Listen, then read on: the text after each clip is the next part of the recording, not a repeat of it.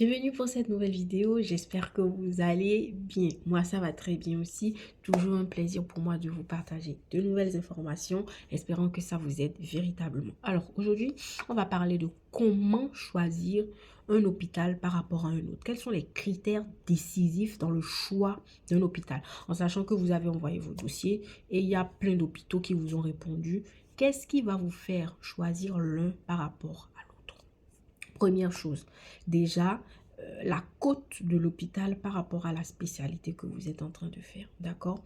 Quand je dis la cote, en même temps, c'est relatif. Il y a des hôpitaux petits, mais qui ont bonne réputation par rapport à je sais pas, au trafic, entre guillemets, de plusieurs pathologies qu'ils ont, ce qui va vraiment vous permettre d'étoffer les choses.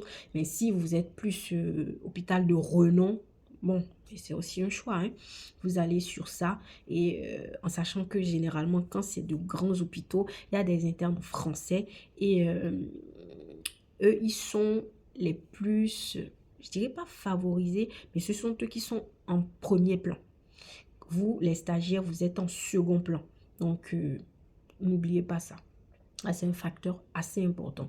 Donc, bien regarder. Et plutôt quand c'est les hôpitaux périphériques, les internes français n'aiment pas généralement aller là-bas. Donc, même s'il y en a, il n'y en a pas beaucoup. Ce qui fait que vous êtes à même de toucher à beaucoup plus de choses. Ça va vous permettre vraiment d'avoir de l'expérience. Donc, ça, c'est déjà un premier paramètre. L'autre chose, c'est ce qu'ils vous proposent. Parce que dans tous les cas, le salaire de base, il est le même. C'est un décret, c'est une loi, c'est comme ça ne varie pas d'un hôpital à l'autre. Mais ce sont les suppléments qui varient. Voilà, ou quand vous faites des gardes, des choses comme ça, encore que cette année, ils ont homogénéisé les choses. Donc, voilà, ça varie pas trop. Sachant qu'il y a certaines spécialités où il y a des demi-gardes, d'autres, il y a des gardes pleines, des gardes supplémentaires. Donc, ça va faire vraiment gonfler votre salaire. Donc, il y a vraiment ce paramètre-là de qu'est-ce qu'on vous propose en plus. Et quand je dis ça, c'est vraiment pas financier, mais c'est le fait que certains hôpitaux mettent à votre disposition un logement gratuit. Il y a cet aspect-là.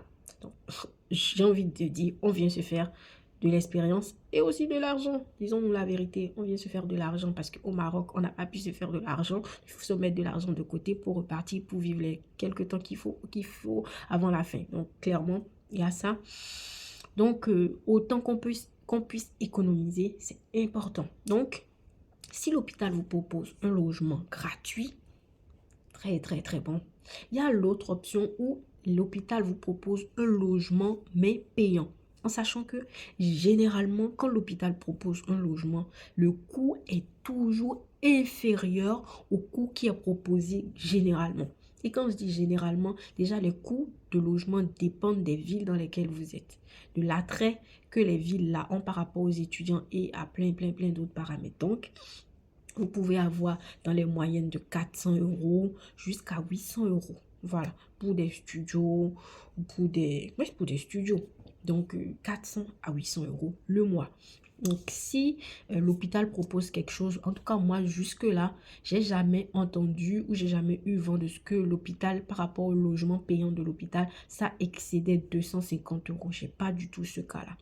Donc, en fait, pour vous dire que forcément, si vous payez quelque chose à l'hôpital, ce sera forcément moins cher que si vous allez louer en dehors de l'hôpital. Donc, c'est les deux aspects.